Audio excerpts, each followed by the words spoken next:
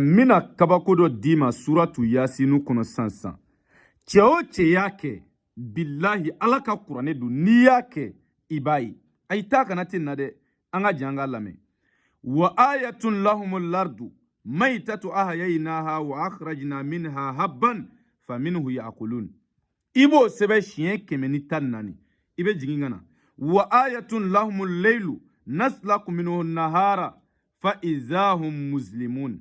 i b'o sɛbɛn siɲɛ 114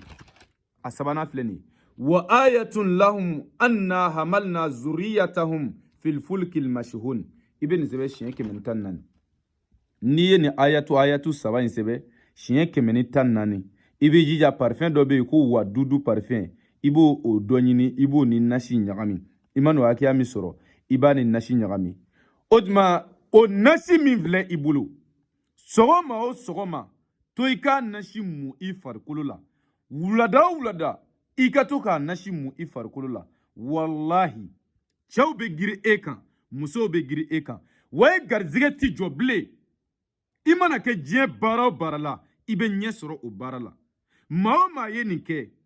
k'e bi baara ɲini na ala bi baara nɔgɔya i ye n'i ye nin kɛ ka taa taama na k'i to o nasi munni na bilahi ka taama bi diya i la n'i ye nin kɛ ka taa damanda la k'i to nin nasi munni na ala b'i sɔn i ka dama bi diya i la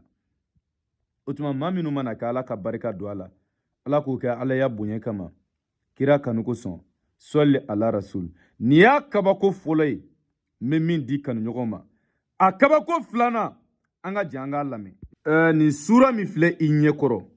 nin de ye suratul waqi'a ye n'an b'a fɔ a ma ko iza wakati konate bi nafolo baara min kɛ adamadenw ye o de ye iza wakati baara ye wa nin de ye iza wakati ye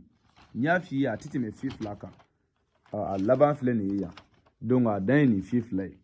adamaden ka nafolo sɔrɔ ni kuranɛ jɛlen ni ala tɔgɔ jɛlen iza wakati de b'a kɛ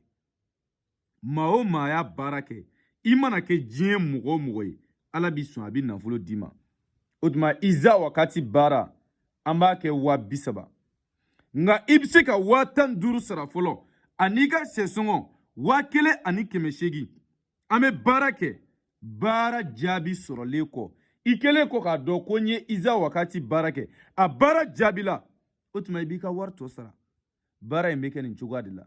i bɛ diɲɛ jamana o jamana i bɛ dugu o dugu téléphone numéro bilalen don plus 223 72 24 02 98 n'i y'an wele nin numéro in na dɔrɔn